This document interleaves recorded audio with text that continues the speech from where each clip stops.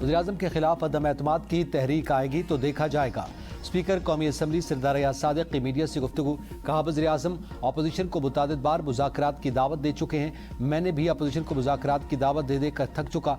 PTI को कायमा कमेटियों में वापस आने और एहतजाज की बजाय पार्लिमानी फोरम पर मसाइल हल करने की दावत दी। अपोजिशन समेत तमाम अरकान अपने इलाकों के मसाइल उजागर करें। मुल्क का निज़ाम काम कर रहा है और मुख्तलिफ शोबों में बेहतरी आ रही है। स्पीकर ने पाकिस्तान के सफारती और सालसी किरदार को सराहते हुए कहा कि बातचीत के जरिए सियासी इख्तिलाफात और मसाइल हल किए जा सकते हैं।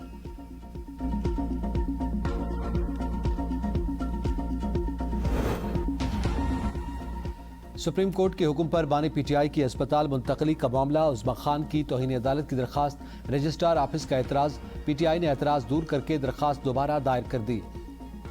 बैरिस्टर गौहर ने कहा कि रजिस्ट्रार ऑफिस ने हमारी दरखास्त पर एतराज़ात से आगाह किया था। रजिस्ट्रार सुप्रीम कोर्ट ने तौहीन के मुर्तकिब अफराद को इल्ज़ामात की फहरिस्त न भेजने का एतराज़ किया।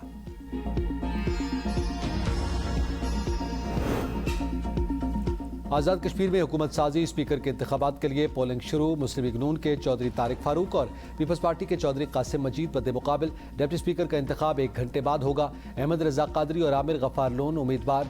कानून साज असम्बली का इजलास स्पीकर चौधरी लतीफ़ अकबर की ज़ेर सदारत जारी। मुस्लिम लीग नून शाह गुलाम कादिर को वज़ीर-ए-आज़म नामजद कर दिया।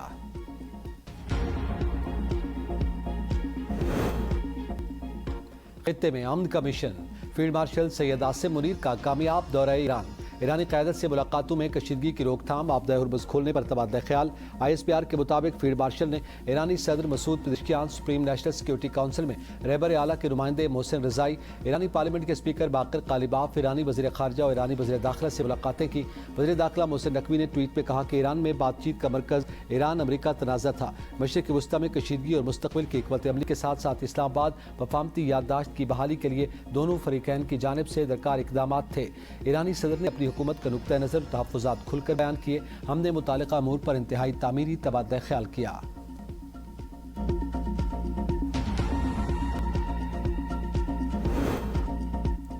अमेरिका की ईरान के खिलाफ मुआशी जंग का आगाज, नई पाबंदियों का ऐलान कर दिया। सोने, डिजिटल असासों, शिपिंग, हवाबाजी और टेक्नोलॉजी पर पाबंदी लगा दी। अमेरिकी वज़ीर ख़जाना स्कॉट बेसेंट का कहना है कि ईरान से ताउन करने वाले ममालिक की गिरफ्त होगी। जो ईरान की माली शरियान बनेगा आलमी तन्हाई का शिकार होगा। ऐसे मुल्क या कंपनियों पर पाबंदियाँ लगेंगी। अमेरिका का मकसद ईरान के आमराना निज़ाम को बरकरार रखने वाली तमाम अहम इक़्तिसादी शरियानों और रास्तों को काट देना है ताकि तेहरान मुकम्मल तौर पर तनहा रह जाए। अमारात ईरान से तमाम कारोबार मुअत्तल कर चुका। जो लोग तेहरान की जवाबी कार्रवाई के खतरे से खौफजदा हैं उन्हें वाशिंगटन के अज़्म को आजमाने की कीमत को कम नहीं समझना चाहिए। अमेरिका ईरान की मालियाती शरियानें नहीं काट सकता। ईरानी वज़ीर मईशत का अमेरिकी वज़ीर ख़जाना को दो टोक जवाब। सैयद अली मद्दीज़ादा ने कहा कि अमेरिकी पाबंदियों का मुकम्मल मुकाबला करने के लिए तैयार हैं। ईरानी हुकूमत की तर्जुमान फातिमा महाजरानी ने अमेरिकी पाबंदियों के नए इक़दामात पर रद्द-ए-अमल देते हुए कहा कि सदर हिकमत और अज़्म के साथ मुल्क को इस मरहले से निकालेंगे।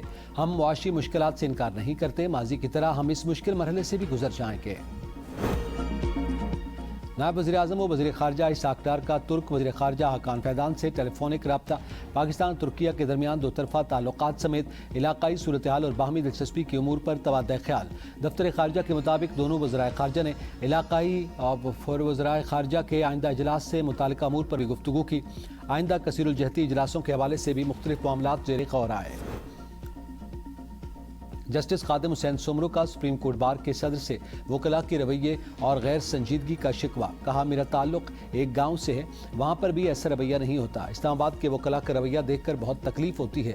यहाँ के वकील हमारी ज़्यादा मुआवनत नहीं करते। मैं यहाँ पर सीखने आया था, यहाँ कुछ नहीं सीखा। यहाँ पर लोग किस अजीब तरीके से बात करते हैं, अफसोस होता है। प्लीज़ आप बार काउंसिल और बार एसोसिएशन में जाकर वकला को समझाएं।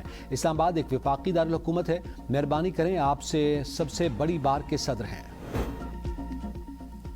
सिंध हाई कोर्ट ने NRIC के कायम मकाम चेयरमैन की तकर्री पर वफाकी हुकूमत को कानून के मुताबिक मुस्तकिल चेयरमैन मुकर्रर करने का हुक्म दे दिया। अदालत ने करार दिया कि इंडस्ट्रियल रिलेशंस एक्ट 2012 के तहत चेयरमैन के लिए सुप्रीम कोर्ट या हाई कोर्ट का हाजिर सर्विस या रिटायर्ड जज होना जरूरी है। महज कमीशन का रुकन होना चेयरमैन बनने के लिए काफ़ी नहीं। कानून में चेयरमैन का ओहदा खाली होने की सूरत में कायम मकाम चेयरमैन मुकर्रर करने की वाज़ेह गुंजाइश नहीं है। इंतजामी इक़दाम के जरिए कानून में मौजूद न होने वाला इख्तियार पैदा नहीं किया जा सकता। वफाकी حکومت کے وکیل نے موقف اختیار کیا کہ سردار طاہر صابر کو عارضی طور پر چیئرمین کے فرائض انجام دینے کی ذمہ داری دی گئی۔ کنٹرولر نرسنگ امتحانی بورڈ پشاور کے خلاف مبینہ مالی بے ضابطگیوں اور بدعنوانی کی شکایات پر انکوائری کمیٹی قائم۔ کمیٹی کو 3 دن میں رپورٹ محکمہ صحت کو پیش کرنے کی ہدایت۔ انکوائری کمیٹی میں additional secretary health, deputy secretary بطور چیئرمین کمیٹی شامل، بجٹ سیکشن کے افسران اور ڈپٹی ڈائریکٹر نرسنگ سمیت دیگر متعلقہ افسران بھی انکوائری کمیٹی میں شامل۔ بدعنوانی ثابت ہونے پر ذمہ دار افراد کے خلاف قانون کے مطابق کارروائی کی جائے گی۔ کوآپریٹو ہاؤسنگ سوسائٹیوں کے تنازعات میں اینٹی کرپشن پنجاب کا انکوائری کا اختیار لاہور ہائی کورٹ میں چیلنج۔ ڈائریکٹر اینٹی کرپشن سے 2 دن میں جواب طلب۔ جسٹس جواد ظفر نے نجی کوآپریٹو سوسائٹی کے جنرل سیکریٹری شیخ صداقت کی درخواست پر سماعت کی۔ وکیل درخواست گزار نے دلائل میں کہا کہ اینٹی کرپشن لاہور نے ایک عادی شکایت کنندہ کی درخواست پر سوسائٹی کے خلاف انکوائری رجسٹرڈ کی۔ اینٹی کرپشن کو کوآپریٹو ہاؤسنگ سوسائٹیوں کے تنازعات میں مداخلت کا اختیار نہیں۔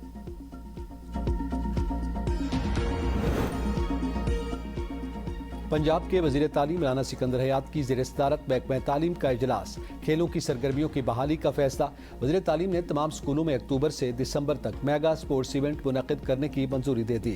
پبلک اسکولوں کے درمیان تحصیل، ڈسٹرکٹ، ڈویژن اور صوبائی سطح پر کھیلوں کے مقابلے منعقد ہوں گے۔ دسمبر میں فائنل ایونٹ ہوگا۔ میزبانی لاہور بورڈ کرے گا۔ انعامی رقم بڑھا کر 5 لاکھ، 3 لاکھ اور 1 لاکھ مقرر کرنے کی ہدایت۔ خیبر پختونخوا کے مشیر خزانہ مزمل اسلم نے کہا کہ پی ٹی آئی کے دور حکومت میں پاکستان کی کریڈٹ ریٹنگ B3 مستحکم تھی۔ پی ٹی ایم دور میں جون 2022 سے اس میں تنزلی شروع ہوئی اور فروری 2023 تک یہ 4 درجے گر کر انتہائی بلند ڈیفالٹ رسک والی کیٹیگری میں CAA3 تک پہنچ گئی۔ پاکستان کو دوبارہ B3 کی سطح پر آنے میں 3.5 سال کا طویل عرصہ لگا۔ اس دوران عوام کو تاریخ ساز مہنگائی، بے روزگاری، غربت اور بیرون ملک ہجرت کا سامنا کرنا پڑا۔ معیشت کو اس بدترین حال تک پہنچانے پر حکومت کو قوم سے معافی مانگنی چاہیے۔